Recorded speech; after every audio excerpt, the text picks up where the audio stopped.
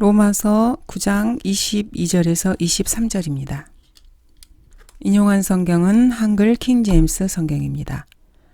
하나님께서 그의 진노를 나타내시고 또 그의 능력을 알게 하시려고 멸하기에 합당한 진노의 그릇들을 심히 오래 참음으로 인내하시며 영광에 이르도록 예비된 자비의 그릇들에게 그의 영광의 풍요함을 알게 하고자 하셨다면 어찌하겠느냐.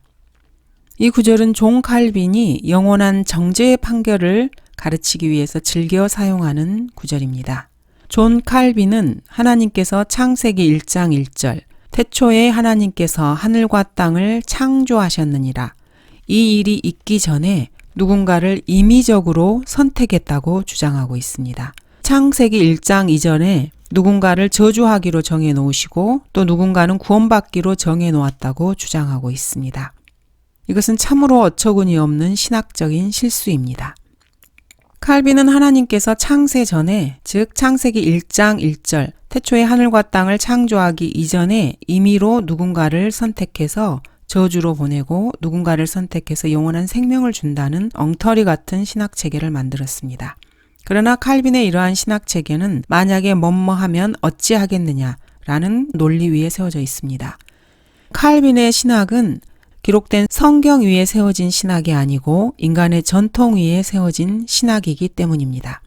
즉 가설 위에 세워진 것입니다. 로마 카톨릭 제도 역시 마찬가지입니다. 예수께서 행하신 다른 많은 일도 있으니 만일 일일이 기록된다면 세상 그 자체라도 기록된 책들을 둘 수 없으리라는 요한복음 말씀을 근거로 로마 카톨릭과 교황들은 참으로 신성모독적이고 비성경적이며 반그리스도적인 전통을 정당화하는 데 사용하고 있습니다. 그러나 이러한 신학체계는 사실 존재하지도 않은 상황이나 기원, 가정에 근거하고 있습니다. 여기에서 멸하기에 합당한 진노의 그릇들이라고 하는 것은 21절에서 말하는 진흙덩이를 말하고 있습니다. 토기장이가 같은 진흙덩이로 하나는 귀히 쓸 그릇을, 하나는 천하게 쓸 그릇을 만들 고난이 없겠느냐. 토기장이는 여기서 하나님을 말하고 그릇은 인간을 말합니다. 성경 그 어디에도 영원한 정죄의 판결 같은 것은 나오지 않습니다. 하나님께서 누구를 영원한 정죄의 판결로 판결하시는 것은 하나님께서 그 사람에게 뭔가를 하라고 명령하신 그것을 그 사람이 하지 않았다는 근거에서 이루어지는 것입니다. 그리고 영원 전에 그러한 판결을 내리신 것이 아니고 인간의 시간 안에서 그러한 판결을 내리시는 것입니다. 로마서 9장에서는 이러한 판결을 받은 두 사람이 나오는데 에서와 파라오입니다. 에서는 회개의 기회를 얻지 못한 사람입니다. 히브리서 12장 17절은 이렇게 기록하고 있습니다. 너희가 아는 바와 같이 그 후 그가 축복을 유업으로 받으려고 했을 때 거절당하였으며 눈물로 간절히 구하였지만 회개의 기회를 얻지 못하였느니라. 에서는 회개의 기회를 얻지 못하였습니다. 그러나 그가 창세 전에 영원한 정죄의 판결을 받기로 하나님의 임의로 선택되었기 때문이 아니고 한 그릇 음식을 위하여 장자권을 판 그러한 행위 때문에 그런 것입니다. 에서는 속된 자였기 때문입니다.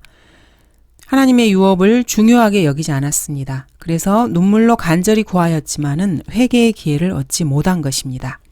장자권을 팔았기 때문에 회개의 기회를 얻지 못한 것이지 창세기 1장 1절 이전에 하나님께서 그를 저주하셨기 때문에 그런 것이 아닙니다. 파라오 역시 마찬가지입니다. 하나님께서는 파라오의 마음을 완악하게 하셨습니다. 그러나 하나님께서 파라오의 마음을 완악하게 하기 전에 파라오 자신이 스스로 자신의 마음을 완악하게 했습니다. 하나님께서 하늘과 땅을 창조하시기도 전에 파라오의 마음을 완악하게 하기로 정하신 것이 결코 아닙니다. 파라오는 출애굽기 5장에서 자신이 먼저 하나님의 말씀을 거역했습니다. 자신의 완악함을 자기 스스로 보였던 것입니다. 모세와 아론이 파라오에게 들어가서 이스라엘의 주 하나님의 말씀으로 선포했습니다. 이스라엘 백성을 가게 해서 광야에서 하나님의 명절을 지키게 하라고 하신 것입니다. 그러나 파라오는 주가 누구기에 내가 그의 말에 복종하고 이스라엘을 보내겠느냐고 말하면서 자신은 주를 알지도 못하고 또한 이스라엘로 가게 하지도 않겠다고 이런 완악함을 보였습니다. 파라오는 나는 주를 알지 못하며 이렇게 말하면서 21세기의 불가지론자의 모습을 보였습니다. 현대의 수많은 대학 교수들과 학자들이 하는 고백을 BC 1500년경에 파라오가 한 것입니다. 주가 누구기에 내가 이스라엘로 가게 하려고 이렇게 말한 것입니다. 파라오는 매의 얼굴을 가진 신인 라라는 신을 알고 있었고 또 개구리 얼굴을 한 오시리스 신도 알고 있었습니다. 신성한 황소라고 하는 아피스 신도 알고 있었습니다. 그리고 하늘의 여왕이라고 하는 이시스 신도 알고 있었습니다. 그러나 진짜 하나님, 즉 모든 헬라 철학자들이 하나님에 대해 생각했던 것처럼 진짜 하나님은 자기는 알지 못한다고 했던 것입니다. 파라오는 주가 누구기에 내가 그의 말에 복종하느냐고 반문했습니다. 이렇게 스스로 완악한 모습을 보였습니다. 현대의 불가지론자의 모습을 보인 파라오. 불가지론자라는 말은 라틴어로 무식한 사람이라는 말입니다. 현대의 학자들과 파라오는 무식한 자였습니다. 자신의 무식함으로 인해서 이렇게 완악한 모습을 보인 것입니다. 바울이 헬라의 불가지론자들에게 설교했을 때 바울은 마르스 언덕에서 아테네 사람들이여 내가 보니 너희는 매사에 너무나 미신적이다. 이렇게 말을 했습니다. 그리고 지나가다가 너희가 섬기는 대상을 보았는데 알지 못하는 신에게라고 새겨놓은 그런 제단도 있었다고 말을 합니다. 스스로를 지혜를 사랑하는 철학자들이라고 생각했던 헬라의 불가지론자들 역시 알지 못하는 신에게 경배하는 제단을 세웠고 이는 파라오와 동일한 그러한 마음의 태도였습니다. 이렇게 파라오는 스스로 마음을 완악하게 했습니다. 이런 불가지론자들은 그리스도께서 재림하실 때 멸망당하게 될 사람들입니다. 바울은 데살로니가 후서에서 이렇게 말하고 있습니다. 하나님을 알지 못하는 자들, 즉 불가지론자들입니다. 이들과 우리 주 예수 그리스도의 복음에 순종치 아니하는 자들을 불길 가운데서 벌하시리니라고 말하고 있습니다. 주 예수 그리스도께서 재림하실 때 이러한 불가지론자들을 불로 심판하실 것입니다. 이렇게 출애굽기 5장에서 파라오는 스스로 자신의 마음을 완악하게 했고 현대 스스로 지혜롭다고 여기는 불가지론자들의 입장을 취했습니다. 그래서 하나님께서는 출애굽기 7장에서 파라오의 마음을 완악하게 하셨습니다. 출애굽기 7장 13절부터 보도록 하겠습니다. 주께서 파라오의 마음을 완악하게 하심으로 그가 그들에게 경청하지 아니하였으니 주께서 말씀하신 대로였더라. 주께서 모세에게 말씀하시기를 파라오의 마음이 완악하여 백성이 가는 것을 거절하는도다. 이렇게 하나님께서는 스스로의 마음을 완악하게 하는 사람을 하나님 자신도 그 마음을 완악하게 만들어 버리십니다. 이러한 성경적인 진리를 제대로 인지하지 못하고 칼빈은 영원한 선택과 영원한 정죄라는 이상한 교리를 만들어내었습니다. 이것은 칼빈주의의 쓰레기일 뿐입니다. 그러므로 그리스도인들은 성경에 기록된 목적인 모든 성경은 교리와 책망과 바로잡음과 의로 훈육하기에 유익하다는 하나님의 말씀에 따라서 이러한 구약을 본보기로 삼아 자신의 마음에 완악한 부분이 있는지를 늘 점검하고 말씀의 씨앗이 자신의 마음밭에 잘 뿌려질 수 있도록 마음을 늘 갈아엎어야 합니다. 주 예수 그리스도의 피로 자신의 마음을 늘 씻고 말씀의 물로 늘 씻어야 파라오처럼 스스로 마음을 완악하게 함으로써 하나님이 그 사람의 마음을 완악하게 해서 하나님과 주님의 진리의 말씀을 깨닫지 못하게 하는 그런 상황이 되지 아니하도록 늘 주의해야 합니다.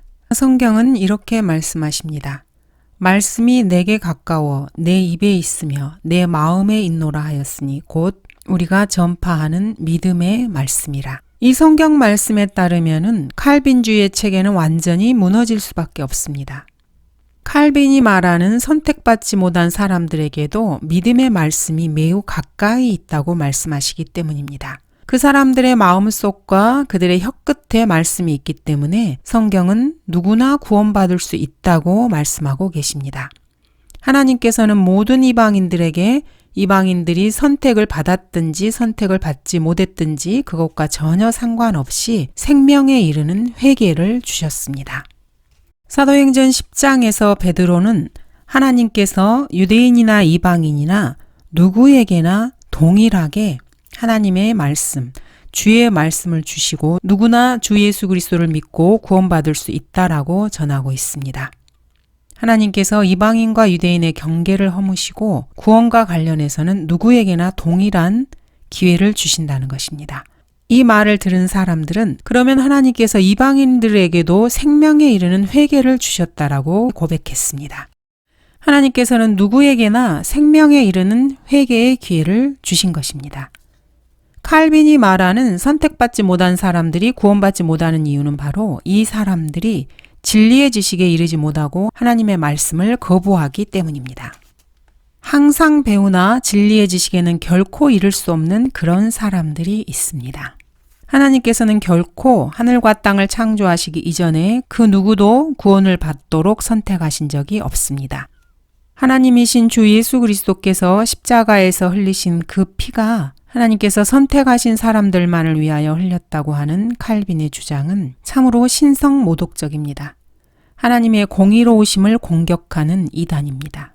또 사람들이 자신이 하나님을 선택할지 아니면은 마귀의 자식으로 태어나서 그렇게 살지 결정하지도 않은 상태에서 인간으로 이 세상에 태어나기도 전에 누군가는 영원한 정죄로 판결을 내리고 어떤 사람들은 영원한 생명을 얻기로 판결을 내렸다고 하는 것은 하나님을 사탄보다도 더 추악하고 사악한 신으로 만드는 것입니다. 칼빈주의자들은 그 사실을 명심해야만 합니다. 그러나 그리스도인들이 믿는 성경의 하나님은 공의로우시고 어떠한 불의도 없으시며 공평하신 분이십니다.